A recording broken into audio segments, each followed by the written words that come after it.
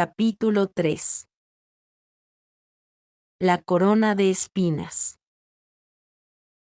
Las noches de abril, para quien tuviera que pasarlas al relente, debían de ser todavía frías en Jerusalén. Los criados y la guardia del Sanedrín, según lo que vio y luego contó Juan, autor del cuarto evangelio, recogieron ramas de arbustos y encendieron una hoguera. Esta vigilia, a 700 metros de altura, nos ha sido narrada también por Marcos y Lucas. Los espinos eran fáciles de encontrar, eran la leña de los pobres en una tierra con pocos y distantes árboles. Aquellos hombres sabían cómo cortarlos, transportarlos y reducirlos a trozos para alimentar el fuego. Una costumbre, un trabajo manual que iba a tener un sesgo siniestro pocas horas después. El cuarto evangelio refiere, en efecto, como, a media mañana de aquel día en que la guardia y los criados habían esperado en torno al fuego, algunos soldados romanos de la cuarta legión que estaba de servicio en Jerusalén, recogieron otros espinos para preparar un objeto del que nunca jamás se había hablado en la historia, una corona burdamente entrelazada, casi como un casco, para ponérselo en la cabeza a un prisionero, a un acusado todavía no condenado, más aún, en espera de juicio. Los detalles de aquella tortura fueron observados y repetidos por todos los testigos, precisamente a causa de su feroz anomalía, que no tenía fundamento jurídico alguno ni podía acogerse a tradición de ningún tipo. Jamás en la historia se había dicho, sabido o escrito nada sobre un personaje al que se le hubiera puesto en la cabeza una corona de espinas. Solo se conocía aquel caso, la mañana de aquel viernes del mes de Nisán, en Jerusalén, a manos de legionarios romanos. Era el mismo personaje al que, a través de los siglos, había sido atribuida la impronta de la sábana. De manera, que tan pronto como las fotografías permitieron estudiar con precisión los detalles de la impronta, los patólogos y los médicos legales advirtieron, quizá antes que ninguna otra cosa, que sobre la frente, en las sienes, en lo más alto de la cabeza y en la nuca había todo un círculo de extrañas heridas. Y trataron de interpretarlas. Para un médico, el problema real se planteaba en estos términos. ¿Podían las heridas y la sangre ser un color aplicado por un artista para conseguir un efecto realista, o estaban, en cambio, localizadas exactamente en correspondencia con vasos sanguíneos, arterias y venas, de una cierta importancia, y se trataba por lo tanto de sangre verdadera, de auténticas heridas? Y en este caso, ¿qué traumatismo las había provocado? Y a la inversa, ¿qué traumatismos provoca una coronación con ramas de espino? En la frente y sobre los temporales se pudieron contar, entre grandes y pequeños, hasta 13 coágulos de sangre, que brotaban de 13 perforaciones diversas de la piel. La sangre que de ellas fluía, unas pocas gotas en algunas, como si fuesen simples lesiones de los capilares, más abundante en otras, hasta manchar los cabellos, y, finalmente, densa y formando un largo reguero en 4 de ellas, tomaba direcciones diversas, como si la cabeza se hubiera movido a derecha e izquierda. En la impronta de la nuca, que está cubierta de cabellos abundantes y largos, no se ven las heridas, sino únicamente amplias manchas de sangre, que han empapado los cabellos y han quedado impresas en el lino. Rodean toda la nuca, como una corona irregular, y parece que la sangre brotó de ellas abundantemente. En total pueden contarse hasta una treintena de heridas que han hecho correr la sangre por la frente, las sienes, la nuca, con una disposición insólita y extraña. Si se trataba del artificio creativo de un pintor, la evidencia sádica, y acaso la piedad, que había querido inspirar, habían sido plenamente conseguidas. Ahora bien, la sábana, con certeza documental, tiene una antigüedad que se remonta a muchos siglos, a mucho antes que fuesen permitidos los estudios anatómicos sobre cadáveres, a mucho antes que Andrea Cesalpino, en 1593, descubriese la mecánica de la circulación arterial y venosa. De modo que algunos estudiosos superpusieron la impronta del rostro de la sábana sobre tablas anatómicas que ilustraban los vasos sanguíneos de la cabeza. Y se comprobó que los coágulos más evidentes de la frente, aquellos que por su dimensión y longitud revelaban una hemorragia más abundante, coincidían exactamente con la vena frontal y la rama frontal de la arteria temporal. En el centro de la frente hay una huella sanguínea larga, densa y compacta, que por 2 veces dibuja una curva viscosa y luego se hace vertical. Se trata de una forma caprichosa, que a primera vista no encuentra explicación, y que muchos atribuyeron a una falsificación exagerada. Pero también podía ser, y se vio que era lógico, una contracción del músculo frontal, en reacción espasmódica al dolor, que tuvo que ser paroxístico y continuamente estimulado por las espinas clavadas. En efecto, en el laboratorio, dejando que fluyese sobre la frente un líquido viscoso colorado y contrayendo voluntariamente el músculo, como quien trata de sacudir la cabeza apartándola de una abrazadera torturadora, aparecieron sobre la piel de la frente pliegues profundos, sobre los que el líquido se desbordó, trazando como 3 profundas arrugas paralelas, dentro de las cuales se fue concentrando y alargándose. Y aquel movimiento de líquido dejó sobre la piel una mancha de forma singular, parecida a la otra, tan característica, de la sábana. Este último detalle alcanzaba un verismo de intensidad a todas luces excesiva. Abría paso a una visión física de la tortura, mucho más brutal que las distraídas imaginaciones, de quien hubiera leído las breves líneas del evangelista Juan, o de los otros. Tuvo que ser atroz. Y cuando Sebastián Rodante avanzó más en su experimento, una ulterior evidencia añadió confirmaciones siniestras. Decidió revestir una calavera con goma sintética, de un espesor de 5 milímetros para simular las partes blandas de la cabeza. Cogió luego espinos mediterráneos, de los áridos campos de Siracusa, y, con un somero entrelazado de 5 ramas, con tal de que pudiesen mantenerse ligadas entre sí, formó una burda corona y la encasquetó sobre la calavera. Tal y como dice el relato evangélico, asestó varios golpes a la corona, con impulsos parecidos a los descritos allí, y comprobó estadísticamente que su experimento concordaba con la impronta de la sábana. Las espinas desgarraron el revestimiento de la calavera en una treintena de puntos. La corona tendía a inclinarse hacia adelante, los espinos se clavaban en la nuca, lacerando las zonas correspondientes a las terminaciones nerviosas del tramo occipital. De aquel experimento, profundizando solamente en un detalle de la impronta del lienzo, habían surgido 2 informaciones perturbadoras. Aparecía con claridad que las huellas de aquellas heridas no eran un artificio pictórico. Es más, habían demostrado cosas que nadie sabía ni había sabido en 2000 años, y, además, daban una prueba especialísima, única en la historia, nunca más repetida en su sádico ritual, para reconocer a aquel hombre. Era el más importante detalle intrínseco de la propia impronta. Era, en definitiva, un elemento primordial en el camino de la investigación. Fin del capítulo 3.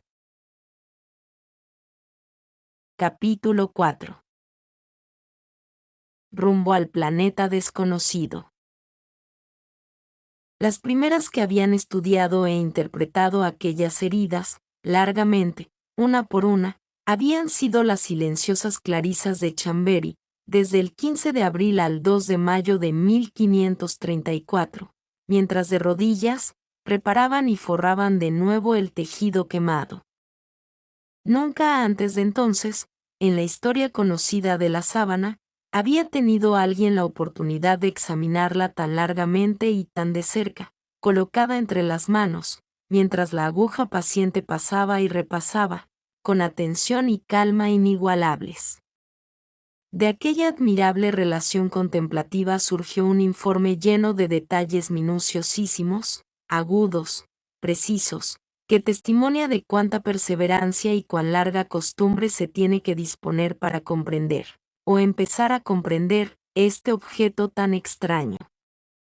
Ahora bien, 450 años después, una atención no menos minuciosa, aunque estructurada de forma muy diferente, exploró milímetro a milímetro aquel lienzo por medio de impulsos electrónicos. Y hay que recordar que el cadáver de la sábana ya había sido sometido a una reconstrucción del cuerpo y del rostro por computadora.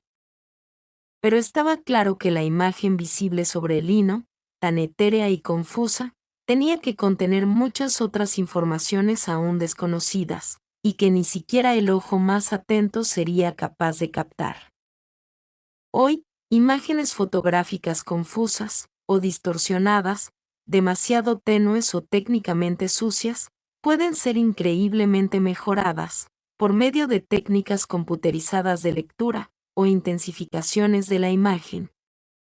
Estas técnicas ayudan a leer detalles difíciles de radiografías médicas, auxilian en las aplicaciones de medicina nuclear y de aparatos ultrasónicos, ayudan a leer las fotos de la Tierra tomadas desde satélites, y las fotos planetarias y estelares que viajan por el espacio sideral, bajo forma de infinitesimales impulsos eléctricos, y que aunque sean captadas por antenas sensibilísimas, siguen cargadas de interferencias. Las fotos tomadas desde satélites, por ejemplo, serían de difícil lectura, distinguir un campo abandonado de un terreno cultivado, descubrir materiales o construcciones camuflados por razones de seguridad, comprobar cuánto está avanzado el mar de arena del Sáhara Meridional, si no se pudiesen suprimir las interferencias y destacar los detalles significativos.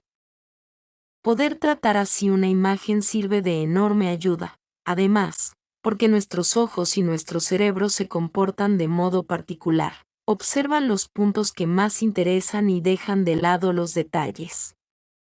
Es decir, entre los millares de imágenes que ininterrumpidamente llenan nuestra retina, nuestro cerebro selecciona a aquellas que le interesan y elimina las demás. Si, en una larga playa, un niño pequeño se aventura hacia el mar, nosotros lo vemos a él y nada más, y los expertos en indagaciones judiciales conocen bien esta ceguera parcial de los testigos. La fotografía, en cambio, registra al niño en peligro, pero también las olas, las piedrecitas, las rocas, con total indiferencia técnica. Constituye, pues, una verdadera mina de informaciones de las cuales ninguna resulta privilegiada. La técnica de intensificación de la imagen puede sacar a primer plano detalles que nuestro ojo desprecia, porque no los ha valorado bien. Y más aún, toda una cantidad de matices, que para nuestro ojo quedarían sumergidos en la masa de la imagen, son vistos por estos aparatos, mucho más sensibles en la percepción de las diferencias de luminosidad, de forma perfectamente diversificada y de manera tal que se nos hacen evidentes. Cualquier parte de la imagen fotográfica puede ser aislada, reforzada, debilitada, eliminada por medio de una infinita serie de combinaciones.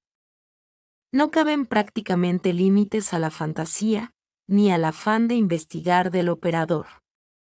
Es posible pedir a la computadora que reforme total o parcialmente la imagen, que resalte un detalle de la misma, que la oscurezca, que la clarifique más, que suprima las partes que no interesan. Estas fueron las razones que aconsejaron como cosa útil y razonable someter las fotografías de la sábana a las más avanzadas técnicas de análisis de la imagen, precisamente por su rareza técnica y conceptual. Los hombres del Jet Propulsion Laboratory tenían, en este campo, un pasado glorioso. Suyas eran las fantásticas fotos de la sonda Mariner en Venus y Mercurio, y en el momento en que comenzaron a hacerse cargo de la investigación sobre la sábana, estaban profundamente dedicados a la misión Viking hacia Marte. La imagen del lienzo era de difícil lectura. Sus tenuísimos colores estaban afectados por las manchas de agua, las quemaduras y los remiendos. Por si fuera poco, la trama y la dirección del tejido en forma de espina de pez, sarga, se extendían lógicamente por toda la tela. Era una estructura lineal, horizontal, que se interseccionaba con otra igual, en sentido vertical. Al estar juntas, dificultaban seriamente la lectura de los detalles, tan sutiles a veces que rozaban la invisibilidad. Las estructuras del tejido fueron sustraídas a la imagen, mediante un proceso técnico articulado en 3 fases.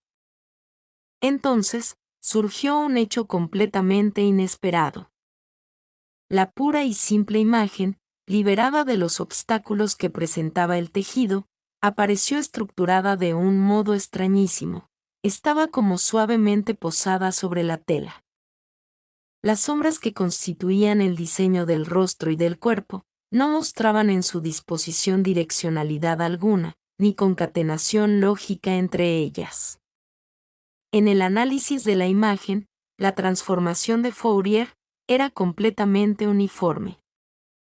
Ahora bien, todo pintor o dibujante, cuando trabaja, expresa una constante y original orientación de la mano, que repite siempre instintivamente. Este movimiento, tan personal como la inclinación de la escritura, es a menudo tan preciso, que se le puede definir como la posición de una manilla de reloj sobre el cuadrante. Esta dirección preferida, al aplicar la pincelada o al dibujar, es la direccionalidad primaria de un artista, es peculiar y distinta para cada uno, y es imposible suprimirla.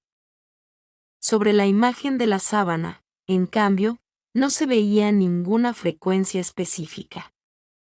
No salían a primer plano líneas de pincel, ni de cualquier otro instrumento apto para aplicar colores sobre un tejido. Así que por lo que se podía deducir, la imagen no había sido pintada o dibujada, por medio de movimiento alguno de la mano. Luego, la imagen del cadáver de la sábana empezó a revelar cosas que nadie había visto jamás con semejante nitidez, ni a simple vista ni en fotografía. Se destacaron del difuminado palidísimo general los contornos de los hombros, se delineó plásticamente la masa de los cabellos sobre la nuca, que eran larguísimos, recogidos en una envoltura que caía más abajo de la base del cuello. Un detalle como este, irrelevante a simple vista, era, evidentemente, un acontecimiento casual y auténtico.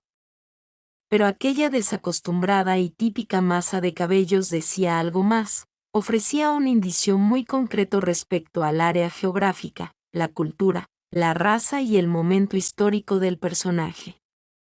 En efecto, aquella típica manera de llevar el cabello pertenecía a la cultura esenia del área palestina de 2000 años atrás. Se vio asimismo que la impronta de las piernas se dilataba lateralmente, es decir, había también una leve huella de los lados de las piernas, sobre todo en su tercio inferior, de manera que parecía como si el tejido hubiera sido arrimado al cuerpo. Todo esto se advertía de forma levísima, tanto que a simple vista, era prácticamente inapreciable, pero aportaba indicaciones importantes a favor del hecho de que el tejido hubiese sido colocado efectivamente sobre un cuerpo. Cuando, una vez suprimido el nuaz del tejido, se comenzó a examinar la imagen del rostro, emergieron con claridad, como si se hubiese quitado de la cara una gasa que la velaba, los numerosos traumatismos que la desfiguran, y que otros estudiosos habían definido ya, como esquimosis o hinchazones debidas a golpes y caídas. Era como llevar a cabo el reconocimiento de un cadáver, después de haber leído u oído, en otra parte, las causas de su muerte y también las sevicias sufridas. Se veía el pómulo derecho tan tumefacto que incluso el párpado se había hinchado y aparecía mucho más destacado que el izquierdo, y se veía la nariz llena de escoriaciones, como a causa de una caída, y el cartílago nasal torcido, separado del hueso. Se veía la frente tumefacta sobre la ceja izquierda y el labio hinchado, al igual que la mejilla. En fin, reducido a aquel estado, debía de haber sido casi irreconocible incluso para quien le fuese familiar. Pero había sucedido, que a pesar de las heridas, aquel rostro, había conservado aquella su paz serena y bellísima. No existía ningún autor antiguo que hubiese descrito al hombre cuyo nombre ahora, mirando el lienzo, nadie se atrevía a pronunciar, pero en quien todos pensaban.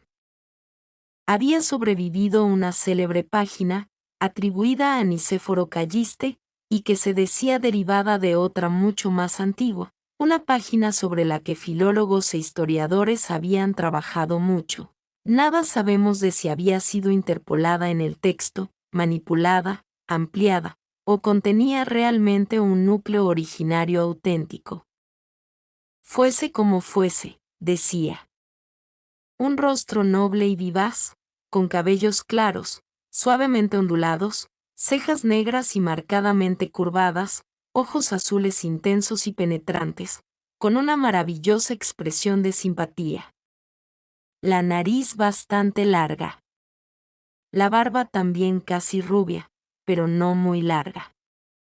Más largos, en cambio, los cabellos, que jamás fueron tocados por tijera.